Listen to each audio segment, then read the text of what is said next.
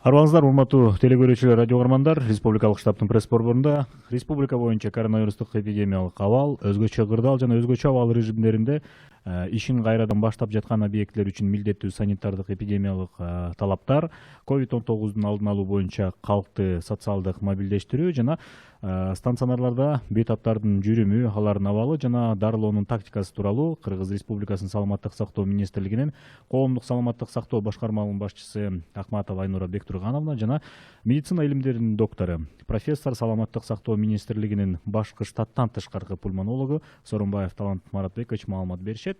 Маалымат жыйында сиздер Түз ободон ЛТР, КТРК Алато 24, Пирамида 5 канал, облустук медиа борборлордон, Ош ТВ, Ынтымак ТВ, ЛФМ 1 радио, Кыргыз радиосу, Минкы ЛФМ, Марал ФМ радиолорунан, ЛТРнын YouTube каналынан, Facebooктан Кыргыз өкмөтү, социальное правительство 1 радионун баракчаларынан, ошондой эле Кабар улуттук маалымат агенттигинен дагы көрүп уксаңыздар болот. Добрый день, уважаемые телезрители, радиослушатели. Мы начинаем брифинг начальника управления общественного здравоохранения Министерства здравоохранения Кыргызской Республики Акматовой Айнуры Бектургановны, также Сооронбаева Таланта Маратбековича, доктора медицинских наук, профессора, главного внештатного пульмонолога Министерства здравоохранения Кыргызской Республики.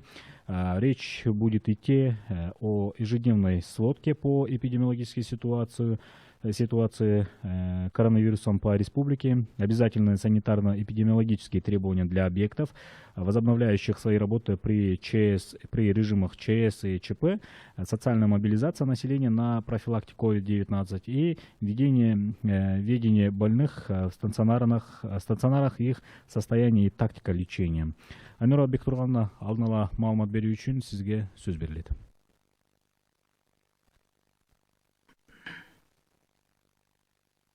Добрый день, уважаемые телезрители, радиослушатели. Хочу остановиться на статистической информации за истекшие сутки. За сутки из стационаров республики выписан 21 пациент с ранее подтвержденным диагнозом COVID-19. Из них в городе Бишкек 9, в Ошской области 1, в городе Ош 3, в Джалабадской области 3 и в Нарынской области 5. При выписке результаты анализов на коронавирус у всех отрицательные. Всего с момента вспышки выписано с выздоровлением по стране 437 пациентов. На 29 апреля 2020 года по республике зарегистрирован 21 новый подтвержденный случай COVID-19. Из них в Ошской области 1, в городе Бишкек 13 случаев, в Нарынской области 6 случаев и в Баткенской области 1. Всего в Кыргызстане зарегистрировано 729 подтвержденных случаев инфицирования COVID-19. Из них в Джалабадской области 113, в Ошской области 161, в городе Ош 110, в Чуйской области 52, в городе Бишкек 180, в Баткенской области 9, в Нарынской области 94 и Иссыкульской области 10. Медицинских работников за сутки с подтвержденным COVID-19 зарегистрировано 6 случаев, из которых выявлены в городе Бишкек 2, в Нарынской области 3 случая, в Ошской области 1. И общее количество медицинских работников с диагнозом COVID-19 составляет 191 случай. Из зарегистрированных положительных случаев 394 составляют женщины, 335 мужчины. Среди новых случаев, выявленных за сутки, 13 женщин и 8 мужчин. Дети в возрасте до 15 лет – это 94 человека, из них до года 4, от 16 до 19 лет – 20 человек, от 20 до 35 лет – 204 человека, от 35 до 55 лет – 253 человека, от 55 и старше – это 158 человек. Состояние госпитализированных на сегодня. В стационарах республики находится 284 пациента, в тяжелом состоянии 10, 4 из них в реанимации. Средней тяжести 52 пациента, в удовлетворительном состоянии 222 пациента. Выписано 437 пациентов. Летальных исходов 8. Всего проведено исследований с 5 февраля 2020 года 50 775. За последние сутки проведено исследование 1795. Количество контактных лиц с лабораторно подтвержденными больными COVID-19 составляет 3009. Данное количество может изменяться по ходу эпидемиологического расследования.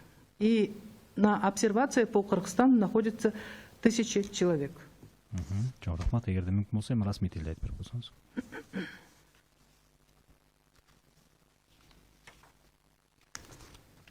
Ой, кечирим сурайм, мамлекеттик тилде. Саламатсыздарбы, урматтуу телегөрүүчүлөр, урматтуу радио угуучулар.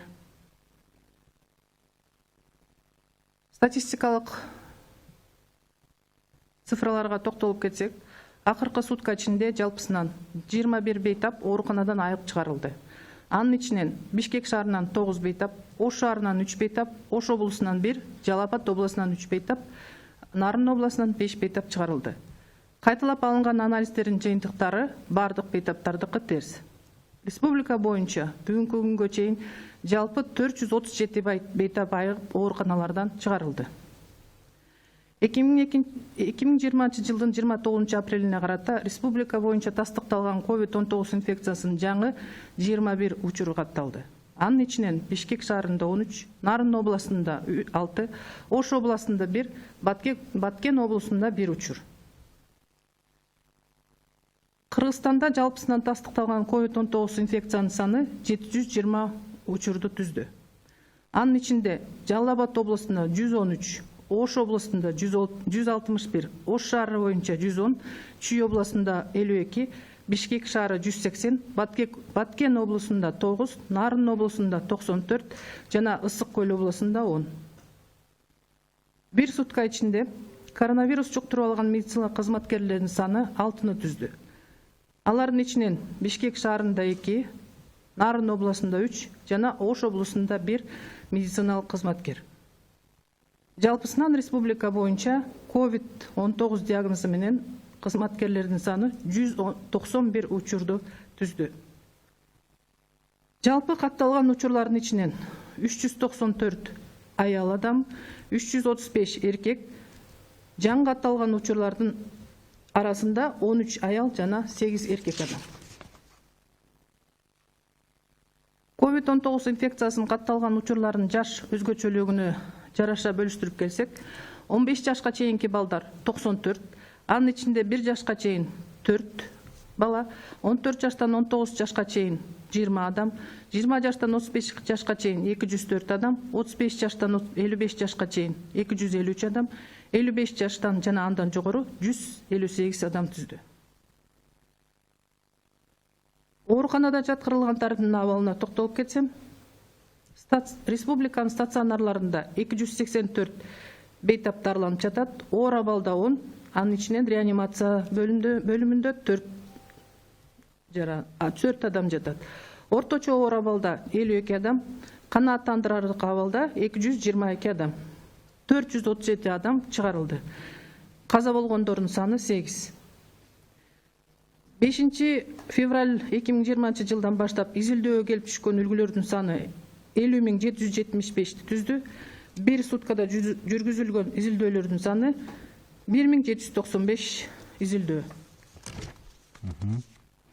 Рахмат. Анда Айнура Бектургановна, ошо өзгөчө кырдаал жана өзгөчө абал режимдеринде ишин кайрадан баштап жаткан объектлер үчүн милдеттүү санитардык эпидемиологиялык талаптар кандай болушу керек, ошол боюнча бизге маалымат берсеңиздер, анан кийинки темага өтсөк. Период поэтапного возобновления экономической деятельности в стране с 1 мая и в дальнейшем 11 мая и в дальнейшем в этот период все объекты, все субъекты предпринимательства, все государственные учреждения должны соблюдать и придерживаться рекомендуемые санитарно-эпидемиологические требования. С 1 мая, как нам известно, начнут свою деятельность энергетическая, химическая, нефтегазовая промышленность, машиностроительная, приборостроительная, текстильная, кожевенно-обувная промышленность, мебельная промышленность, производство строительных материалов и другие виды производства в сфере строительства, сопутствующие работы и услуги. Также начнут свою работу в сфере торговли, это интернет-магазины с курьерской доставкой, услуги государственных и частных нотариусов, оптовая продажа и поставка строительных материалов.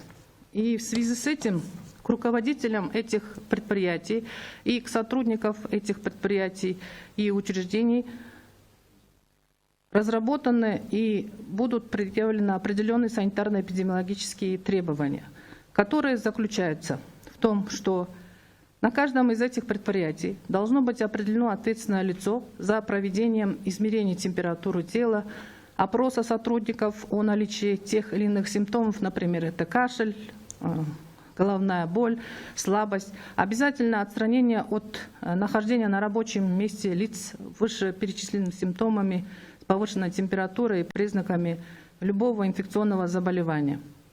Вход посетителей и сотрудников строго при наличии масок или же респираторов на свое рабочее место. На этих предприятиях обязательным будет требование обеспеченностью запаса дезинфицирующими средствами из расчета не менее на 5 и 15 дней. Обязательный инструктаж лиц, ответственных за уборку, об усилении режима дезинфекции любого из предприятий, которое начнет экономическую деятельность. Это мытье и уборка производственных помещений с обязательным применением дезинфицирующих средств, в том числе и рабочих мест, в том числе и оргтехники, телефонов, туалетных комнат, раковин для мытья рук и сливных бачков и так далее. Обязательным условием для руководителей предприятий, которые возобновляют свою экономическую деятельность, будет установка санитайзеров при входе на предприятие, увешивание инструкции о правилах мытья рук, обеспечение сотрудников средствами личной гигиены. Это жидкое мыло, дезинфицирующие средства, салфетки, кожные антисептики.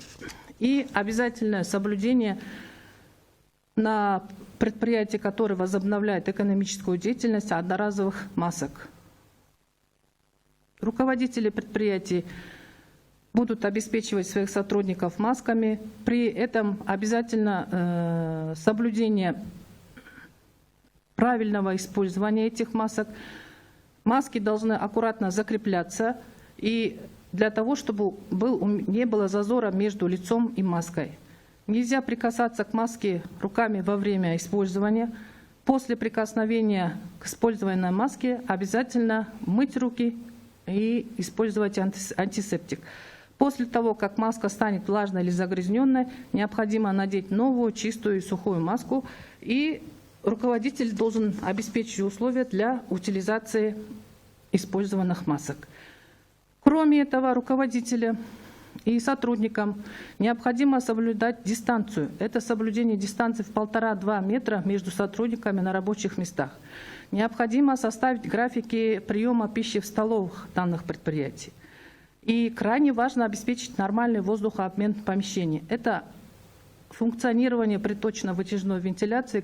Если отсутствует приточно-вытяжная вентиляция, то это обязательное проветривание помещений 4–5 раза в день по 15 минут.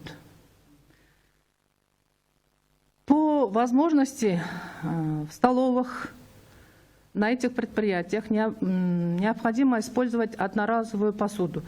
При отсутствии одноразовой посуды обязательно мытье и этой посуды и ее дезинфекция с использованием дезинфицирующих средств.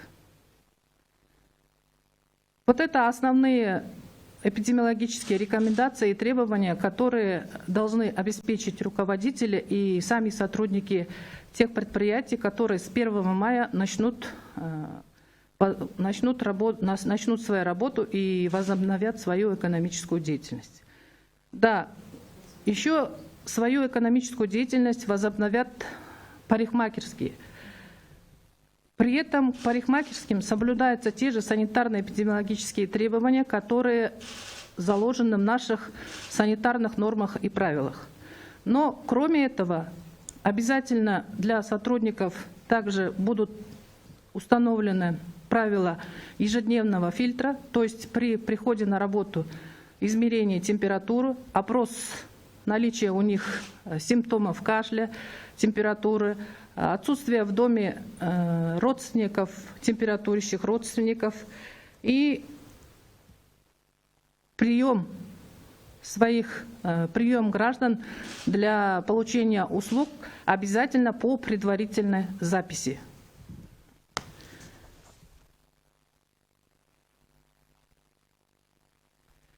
Да, в сфере торговли также продовольственные магазины, они работали у нас и во время чрезвычайной ситуации, и во время чрезвычайного положения. Также они будут продолжать свою деятельность. Но еще раз мы должны напомнить руководителям и сотрудникам в сфере торговли о том, что также должны быть установлены санитайзеры, посещение магазинов и помещение этих магазинов в обязательном порядке должно быть в масках и в респираторах. Руководители данных сферы торговли должны обеспечить условия для того, чтобы посетители не скапливались в помещениях магазинов. Нужно обеспечить дистанцию между посетителями в 1,5-2 метра. И обязательно в сфере торговли это проведение влажной уборки с применением дезинфицирующих средств. И генеральной уборки не менее чем каждые 3 дня с мытьем и обработкой дезинфицирующих растворов. У входа в магазин владельцы магазинов должны постелить коврик, пропитанный дезинфицирующим раствором. И для всех сотрудников обязательно применение масок и перчаток при использовании денежных купюр. И на следующих наших пресс-конференциях мы также будем знакомить с санитарно-эпидемиологическими требованиями и рекомендациями для всех других предприятий, которые будут возобновлять свою экономическую деятельность. Спасибо. Айнура Бектургановна, тогда о социальной мобилизации населения на профилактику COVID-19 кто нам расскажет?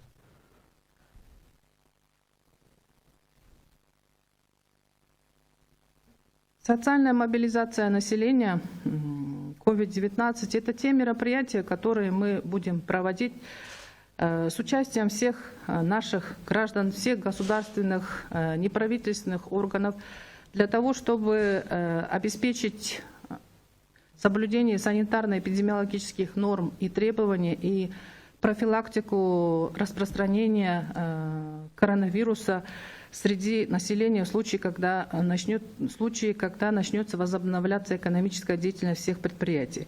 При этом мы будем информировать через средства массовой информации всех наших граждан о том, что несмотря на то, что возобновляется экономическая деятельность многих предприятий и государственных учреждений, наше население не должно забывать о том, что мы также должны соблюдать требования личной гигиены, ношение масок, использование антисептиков и соблюдать дистанцирование между населением, между гражданами в 1,5-2 метра. Также наше население не должно забывать о том, что несмотря на то, что возобновляется экономическая деятельность многих предприятий и деятельность многих государственных учреждений, и на работу выходят многие сотрудники, которые находились на удаленном доступе, которые находились на удаленной работе, нельзя забывать о том, что необходимо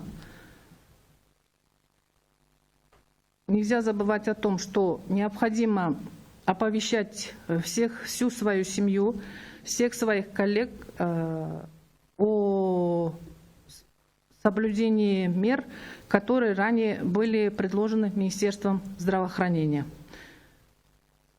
И также будут для населения разработаны специальные инструктивно-методические материалы, которые мы будем рассылать через интернет-источники, которые мы будем непосредственно на предприятиях оповещать. Наши сотрудники которые работают в сфере коммуникации в Министерстве здравоохранения, также будут посещать наши учреждения, государственные учреждения, а также предприятия, частные предприятия, и будут рассказывать о том, какие условия нужно соблюдать во время возобновления экономической деятельности, но в то же время для того, чтобы оградить себя и своих близких от коронавирусной инфекции, от повторной вспышки коронавирусной инфекции. Мы должны сохранять свою бдительность и придерживаться всех тех рекомендаций, которые будет предлагать Министерство здравоохранения. Андай кийинки суроону сөздү Талант Маратбековичке берелик. Ушул станционарларда бейтаптардын жүрүмү, алардын абалы жана дарылоонун тактикасы тууралуу. Эгерде мен болсо кандай алып жүрүш керек, ошону маалымат берип койсоңуз. Микрофон. Здравствуйте, уважаемые. Микрофонду басып. Здравствуйте, уважаемые телезрители, радиослушатели. Прежде всего, я хотел бы обратить ваше внимание, что для лечения больных с коронавирусной инфекцией у нас вот в Кыргызстане создана специальная система, организационная структура, которая включает в себя консилиумы, врачебные консилиумы национального уровня, врачебные консилиумы регионального уровня, непосредственно команду врачей, которые проводят вот лечение больных в специально организованных отделениях. То есть вот создана такая очень организованная, хорошая такая система оказания помощи больным с коронавирусной инфекцией. И вот на основе международного опыта была организована такая вот, знаете, как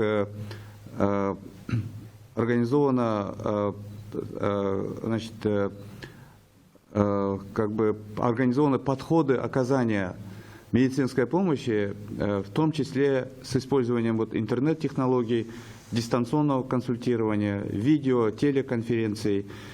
Вот, и этот вот такой подход, он показал свои хорошие результаты во многих странах, и в том числе вот у нас в Кыргызстане. Следующий момент, который я хотел бы, чисто вот организационные моменты, чтобы вот было понятно, обратить ваше внимание, что все пациенты с подтвержденной коронавирусной инфекцией, они обязательно госпитализируются вот, в специально организованное отделение во всех регионах нашей республики, и они находятся под наблюдением обученных, подготовленных врачей на местах. То есть вот в каждом отделении работает бригада врачей в составе инфекциониста, в составе реаниматолога, пульмонолога. И эти врачи были обучены тому, как нужно вести, как нужно оказывать помощь больным с коронавирусной инфекцией.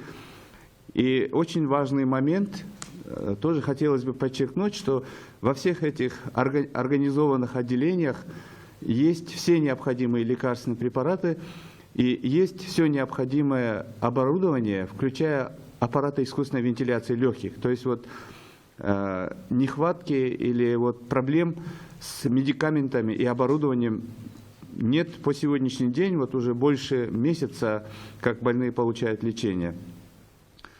Каждому больному, в зависимости от тяжести болезни, наличия сопутствующих заболеваний, возраста и других очень важных показателей, врачебный консилиум разрабатывает, согласованным решением разрабатывает индивидуальную программу лечения. То есть вот это особый подход, новая болезнь, много возникает вопросов, и поэтому вот врачебные консилиумы национального уровня, регионального уровня решают, какой подход лечения, какие лекарственные препараты, какое оборудование, если в этом есть необходимость, наиболее оптимально для вот каждого конкретного пациента.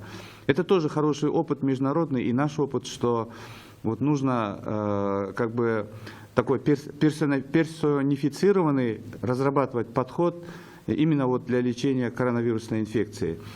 Хотелось бы также отметить, что лечение больных с коронавирусной инфекцией проводится, всех больных у нас в Кыргызстане проводится в соответствии с рекомендациями, изложенными во второй версии временного клинического руководства, которое было разработано нашими ведущими специалистами, главными специалистами, могу сказать, лучшими специалистами нашей страны и утверждено Министерством здравоохранения Кыргызской Республики.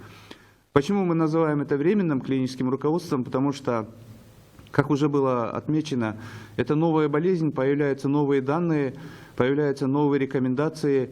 И мы, так же как и в других странах, вот рабочая группа, она отслеживает все вот имеющиеся новые данные, лучший опыт, лучшую практику международную. И мы стараемся тоже обновлять и перерабатывать и разрабатывать новые версии. Вот сейчас мы планируем разработать новую, третью версию клинического руководства, временного клинического руководства. Вот как я уже отметил, я думаю, это тоже очень важно знать нам всем, что вот в этих временных клинических руководствах предлагается, включены в эти руководства самые лучшие методы лечения и самые лучшие подходы, которые вот использовались в других странах мира, и мы, конечно, стараемся для наших пациентов, особенно пациентов с средне-тяжелым течением, с тяжелым течением болезни, у которых развивается пневмония, чтобы мы им вот могли их вот взять, насколько возможно, на такой вот хороший контроль и предложить им качественное такое лечение.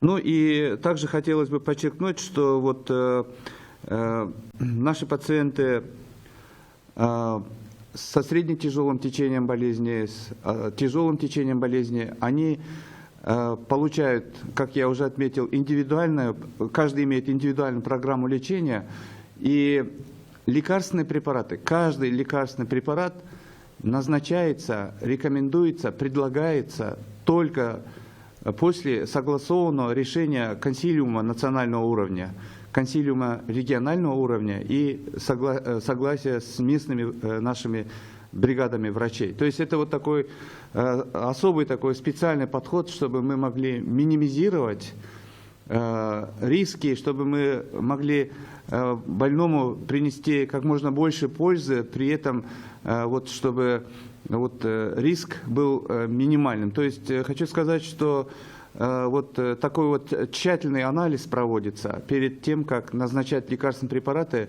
особенно вот нашим больным с тяжелым течением заболевания. Могу сказать, что они защищены, и вот такое вот как бы глубоко продуманное и эффективное лечение предлагается нашим пациентам. И именно поэтому у нас, я думаю, это хорошая новость, у нас невысокий процент больных, у которых вот наблюдалось осложнение. У нас очень, все-таки мы можем сказать на сегодняшний день, вот после месяца вот нашего опыта лечения больных, мы можем сказать, что у нас низкие результаты смертности, и многие тяжелые больные, они перешли из категории тяжелых больных в категорию средне-тяжелых, и многие уже в настоящее время находятся дома. На этапе вот уже выздоровления проводится, уже с ними мы начали такую проводить работу по восстановлению их здоровья, по реабилитации, возвращению их к нормальной такой социальной жизни. Ну и хотел бы также отметить, что вот достаточно много больных, вот как уже озвучивалось, 222 больных на сегодняшний день в стационаре, они имеют легкое течение болезни, но я хочу немножко вот уточнить, что среди них есть бессимптомные больные, и процент их составляет больше 40. То есть вот больше 40% наших пациентов имеют положительный анализ на коронавирусную инфекцию, но у них нет практически симптомов. Значит, вот больным с легким течением болезни, больным бессимптомным практически вот никакого активного лечения не проводится. То есть они не получают ни антибиотиков, они не получают ни противовирусные препараты, не получают. За ними ведется наблюдение, и только по необходимости им назначается симптоматическая терапия. То есть вот все эти рекомендации, они изложены вот в нашем клиническом руководстве. И наши врачи, мы все, вот, кто вовлечен в процесс лечения, мы строго следуем вот нашим клиническим руководством, то есть все детально обсуждается, все продумывается, и каждому больному, как я уже сказал, предлагается такое специализированное, индивидуальное лечение. Ну и хотел бы также отметить, что ни одному пациенту как бы без его согласия активное лечение не проводится. То есть вот если консилиум врачебный решил, что вот у больного тяжелое течение болезни, у больного развилась пневмония серьезная, и мы видим, что у этого больного есть риски ухудшения состояния, есть риски прогрессирования болезни, консилиум принимает решение, что этому больному, с учетом всех показаний и противопоказаний, что польза от назначения противовирусного препарата, она превышает намного риск. И тогда мы пациенту предлагаем вот этот метод лечения. То есть мы специально разработана форма согласия больного.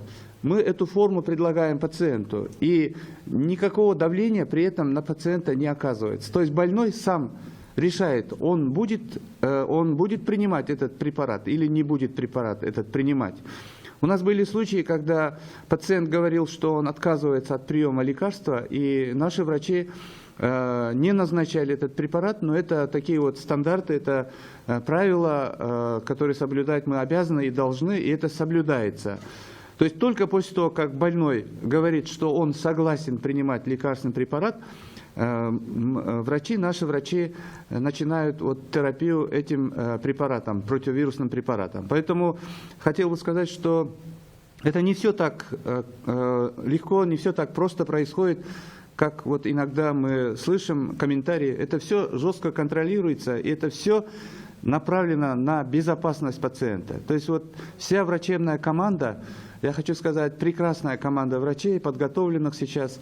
Это новое уже поколение врачей вот в период пандемии коронавирусной инфекции, которые работают с этой инфекцией. Это мужественные врачи, которые с честью выполняют свой долг. И вот все делают для того, чтобы как можно максимально защитить больного, его безопасность, интересы больного. И самое главное, чтобы больного вывести из тяжелого состояния, из средне-тяжелого состояния, сделать так, чтобы больной поправился и выписался домой. Спасибо. Уважаемые телезрители, радиослушатели, я напомню, что вот на этот вопрос, это не вопрос, по относительно ведения больных в стационарах и состоянии тактика лечения рассказал нам доктор медицинских наук, профессор, главный внештатный пульмонолог Министерства здравоохранения. Талант Маратбекович, у меня такой вопрос, как раз вот, в обществе тоже задаются много этим вопросом. Вот среди медицинских работников есть зараженные, как нам известно. Это по какой причине это происходит? Вы знаете, на самом деле сложный вопрос. Вот, и я думаю, что я бы хотел вот чисто как бы, опираясь на комментарии наших вот коллег, которые недавно приезжали из Польши и из Китая. Знаете, вот одна из причин, на которую указывали наши вот коллеги. Во-первых, я хочу сказать, что вот наши специалисты из Польши, из Китая, они ознакомились со всеми стандартами лечения, которые мы используем, они полностью поддержали и согласились, что у нас в Кыргызстане все проводится на таком хорошем уровне, имеется в виду организация лечения и вот проводимое лечение на хорошем уровне. То, что касается вот почему медики заразились, но здесь вот есть, я думаю, что объективные причины, и они об этом говорили. Одна из причин – это то, что, к сожалению, это новая инфекция. Коронавирус сам по себе, коронавирусная инфекция, она высококонтагиозная. То есть до сих пор нет точных, вот скажем, точной информации, до сих пор нет, каким образом происходит заражение вообще человека. То есть известно, что заражение идет от одного человека к другому человеку, но вот именно вот те меры защиты, которые предпринимаются, они, конечно, в полной мере нашими врачами использовались, безусловно, здесь даже вопросов нет. Но вот вот элементы все-таки вот непонятные для нас, которые вот сейчас расследуются, специальная комиссия это все изучает, но вот одна из причин, я думаю, что это то, что это связано с коронавирусом, что это высококонтагиозный. Другое, конечно, это то, что врачи работали вот в очагах инфекции. Это тоже определенные условия для того, что именно для повышения, для высокого риска заражения врачей. Они постоянно находились в контакте с потенциально больными и с теми, кто действительно потом уже подтвердился анализ, что у них есть коронавирусная инфекция. Вот. Ну и, как уже говорили, готовность самих врачей. То есть вот как бы все было обеспечено, но опять же это первый опыт. Я думаю, что здесь тоже, возможно, вот эта роль сыграла, что вот первый опыт работы с этими больными, с организацией помощи, вот это тоже, можно сказать, как-то повлияло. Поэтому вот об одном я хотел бы сказать, что вот мы работаем с докторами нашими, и мы постоянно в контактах, и мы знаем ситуацию хорошо. Об одном могу сказать точно, что вот наши доктора вот к моменту, когда вот первые пациенты стали выявляться с коронавирусной инфекцией, в общем-то, они уже были обеспечены средствами защиты, индивидуальной защиты. То есть, насколько мне известно, вот проблем с нехваткой средств индивидуальной защиты не было в начале инфекции, и нет этих проблем вот на сегодняшний день. И вот последние недели можно уже видеть, что количество врачей, медиков, которые заразились коронавирусной инфекцией, вот такая тенденция к заметному снижению.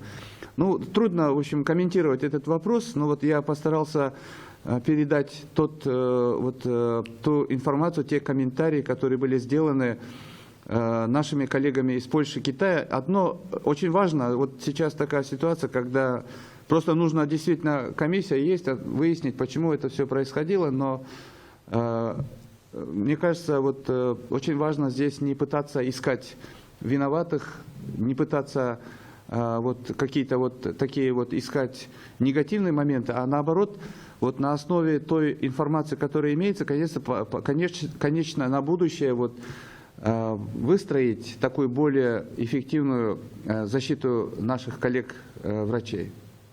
Айнура Бектургановна, вот вчера в социальных сетях гуляет и до сегодняшнего дня фото с тем, что медицинские работники берут на лестничной площадке анализ тестирования. Да? Это почему так происходит? И вот комментарии от Министерства здравоохранения.